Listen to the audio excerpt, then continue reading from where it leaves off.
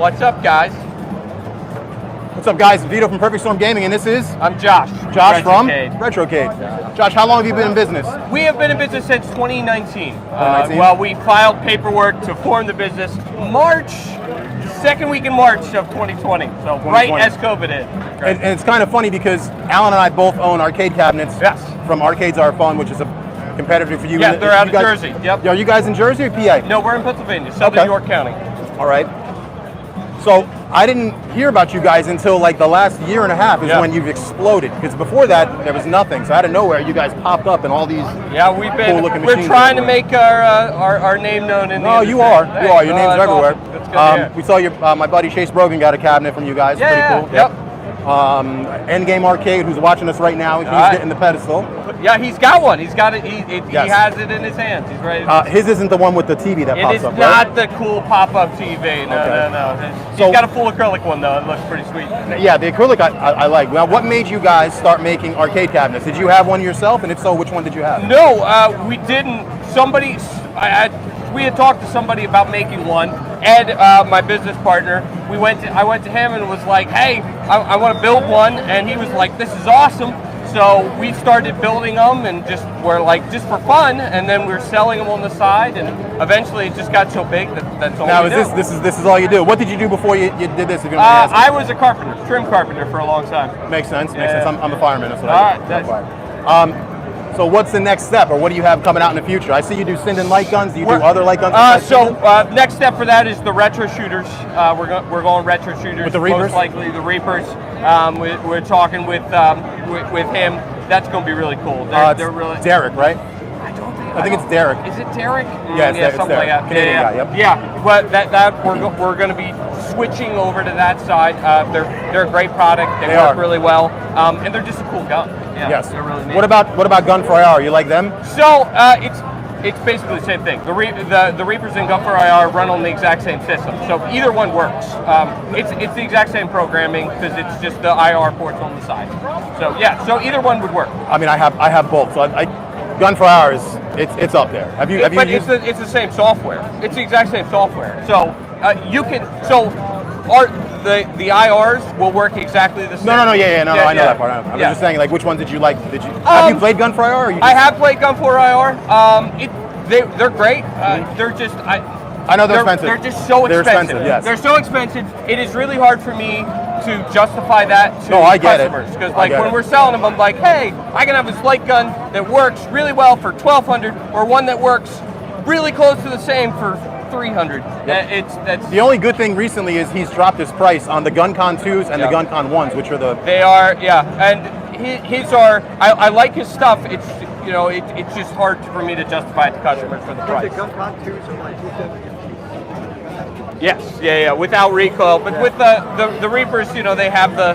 They're nice. They're nice. I got a prototype version. They're nice. Yeah, the 24 volts pretty sweet. Yeah. The only thing that I didn't like about the Sinden is I don't like the bar. I can't stand the little the bar that comes around is certainly a downside to some people. It's fun and annoying. We preferred those, so when we started, it was either Aimtrack or Sinden. It was Aimtrack at that or Gun for IR, and we switched to Sinden just because it was a more accessible for a lot of people and cheaper. And it was cheaper, well, not and cheaper it than works Aimtrack. better than the Aimtracks. Yes. The Aimtracks are a nightmare to set up, and if I set it up and then hand it to a child, it won't work as well. As because you have to recalibrate. You have to recalibrate, and you can do it on the fly, but it's not as intuitive. And the Sindens are they're pretty dummy-proof once you set them up. Yeah, I'd love to find somebody who has one of these cabinets so I can review it for my channel. That's what's the goal. I wanted to compare it to the Arcades Are Fun cabinet, which is mine. Chase, we're working with Chase again. I think he's getting a 4-player classic coming. From you guys? Very nice. Pushing for the Hyper Marquee. Because to me, it's not that hyper. Like, I noticed you don't have any here, but the Hyper Marquee to me adds so much to it. It is my second favorite upgrade next to the Stream Deck. The Stream Deck is by far my favorite upgrade.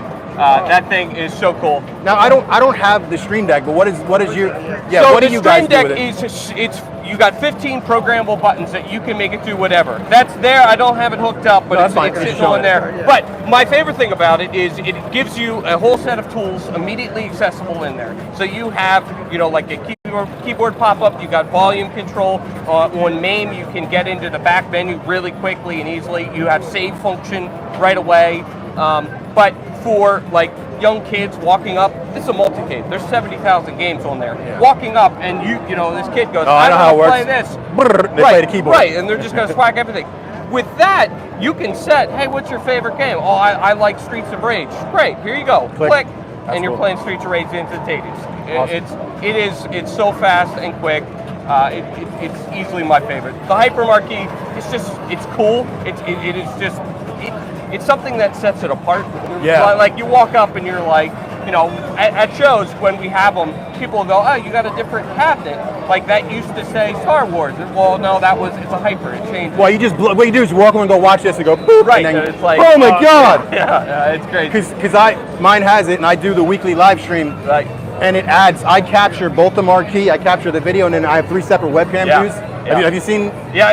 You have, really? Stuff. Yeah. Really? Yeah, no. That's awesome. I try and keep in touch with everybody in the community. To me, that's like the biggest thing, and most people realize what's going on. They're like, holy shit, you got it. For future reference, you got to start, because that, I'm telling you, that'll sell it. Yeah, they're awesome. And we have those marquees. for the smaller cabinets too, the 23 inches. Yeah, it's just neat. It is. It just sets it apart. So what's your next step for you guys? Like, what do you see you guys doing? What's your? So we're always messing with lighting. That's our next thing. I don't know if you saw the pin blade stuff over here. The guy Joe down here selling pin blades. They have it's real thin. You can run different lighting effects and all that through. Really? We'd love to incorporate that into a cabinet. Kind of like what XGC is doing around with the, not XGC, what EHA is doing with the trim. I've seen those. So we've talked about doing those. Because D. Thomas has it, and so my does problem. So when we build cabinets, like our biggest thing is quality, and our second thing is we want it to be sustainable and look good for a long time.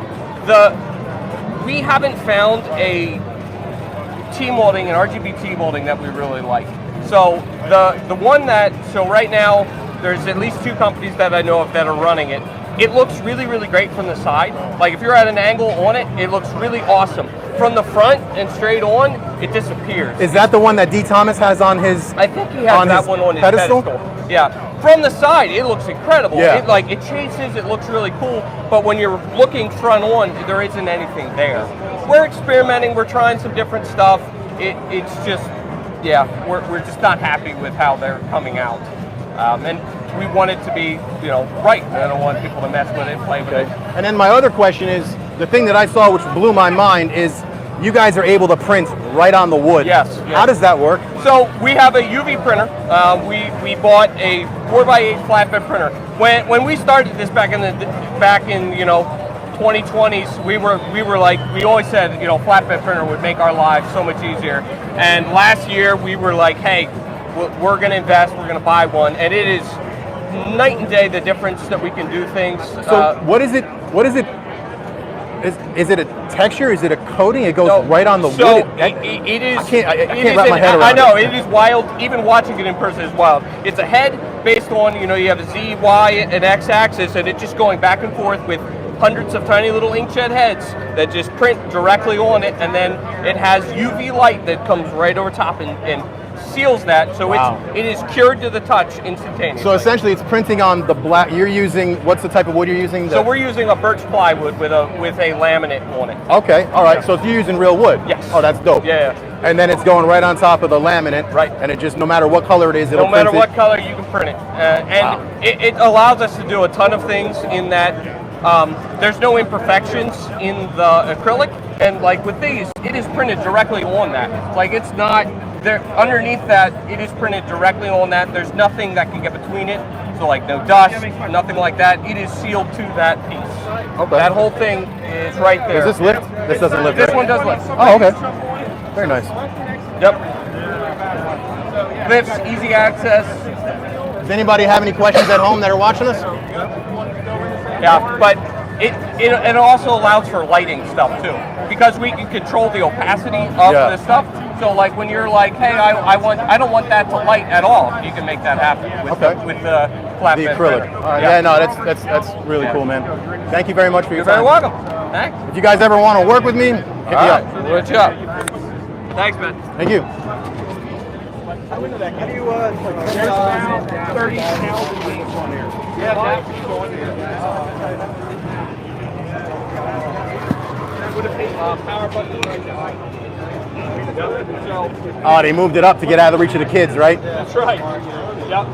Yeah, we didn't want it on top because if you were, I'm shorter, so I did like stretching. I got to stretch to get up there. So I make it more or less. This is our classic player. So there's no drawer. It's flat on the front. This one does have a couple of upgrades. You got the RGBs with the Stream Deck. Yeah, we noticed you don't have the concave buttons. Yours are. Yes, the convex. I think they look nicer. I like, and they're, they're pretty. They shine, they light up really nice. Gold leaf? These are, yeah. Well, these are got cherries. Yeah, Same thing. Okay. Yep. Very nice. Yep. They're fun. Yep. This is the acrylic. So when you pick, Oh wow, it lifts up. Yep. There's nothing there. This is, you're right on the wood, but it's printed directly to the back of that. So, like, you can't introduce dust to it. Now I've seen that you guys have lit these. How do you light them? You light it underneath? Yep. So this whole thing, right now, this is a piece of birch plywood right here with acrylic on top. This we would replace with acrylic and then light the underside. Very nice. Now what happens if, God forbid, that lighting I mean, that's really easy to swap out. I mean, 'cause Okay. it's just, the lights are just right on the bottom. And then what warranty do you offer and stuff like 1 year that? warranty on the hardware, lifetime support on all the software. So if you ever have issues, we can log in remotely. And So a year warranty on buttons on all the and hardware, joysticks? everything that you're looking at. Now, if you have something outside of that, we're always happy to work with you. We're happy to work with it. Everything that we put on here is commercial arcade grade parts. So this is not first off, it's not hard to get. These are not parts that are crazy. This is a Sanwa joystick, so you can get that. But we don't typically have many issues with buttons and hardware just because we use good stuff, and it's stuff that's made to work in a commercial environment and get beat on and things like that. Now you said this is basically all you guys do. When were you able? How soon into the business were you able to go? Fuck it, this is what I'm making arcade cabinets. Like a year and a half. We both quit awesome. our jobs, and this is all we do. Yeah. That's good to hear, It's man. wild, man. Living your dream, right? Yeah, no, good for you. It was a very strange journey. I never anticipated being a arcade. I'm sure your wife was like, "You want to do what?" Yeah, it was. I want to make arcade cabinets, damn it. When I walked into my boss's office and said, "Hey, I'm quitting," and he's like, "What are you doing?" I was like, he thought I was going to go out and do my own thing with trim carpentry work, and I was like, "I'm building arcade cabinets." And then can I have one? Well, yeah. I mean, this job, every time I run into new people and they're like, "What do you do for a living?" It involves pictures because it's not. There's nothing that goes. Hey, you do what now? Yeah, right. Yeah. What is that? And they're like, "Well, build arcade cabinets." Not that. Well, like what does that look like? Well, looks like this. Yeah, like this thing or this thing with all these lights and shiny stuff. Yeah. Very nice. custom build, what's that the lead time? For a custom build, we're about, typically what it is if you want a custom artwork, you work with our graphic designer. Normally takes about a week going back and forth to decide what kind of cabinet, what you want, what theme. Once you sign off on artwork, we're about 14 to 16 weeks right now. How many weeks? 14 to 16. That's not bad. Is it actually 14 to 16, or is it? I'm not breaking your balls. I've heard that before, and it's 35 weeks later. Sometimes, like Christmas time especially, is where we get Obviously, yeah. absolutely swamped. So, like right now, we are about 16 weeks out on all of our builds. It depends too on what type of build you get. So, like we build them as they're approved. Like the classic cabinets, like these guys, we build them really, really quick.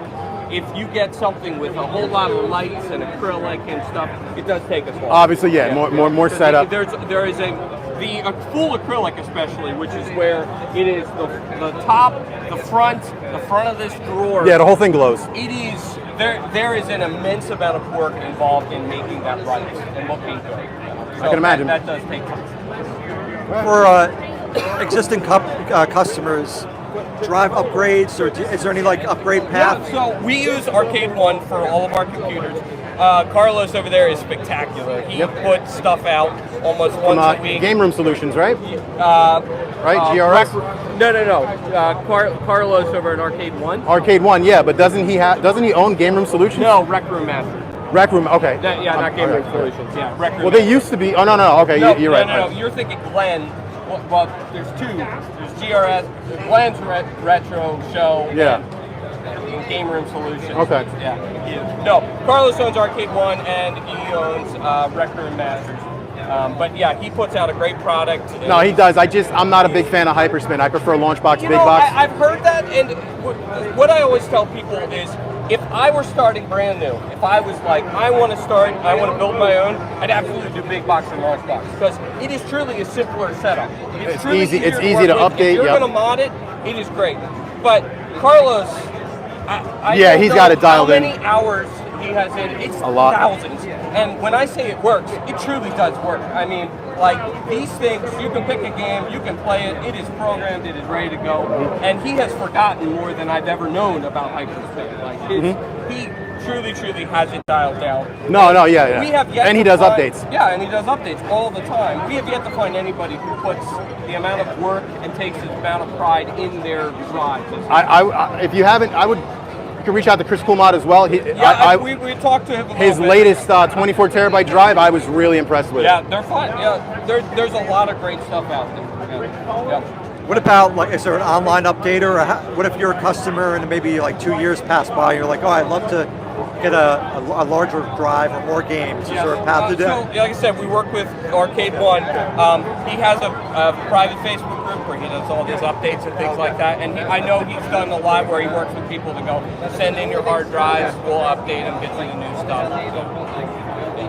And do you deliver to local customers? We do. We can do white glove delivery where we show up and put it in place. How far do you go?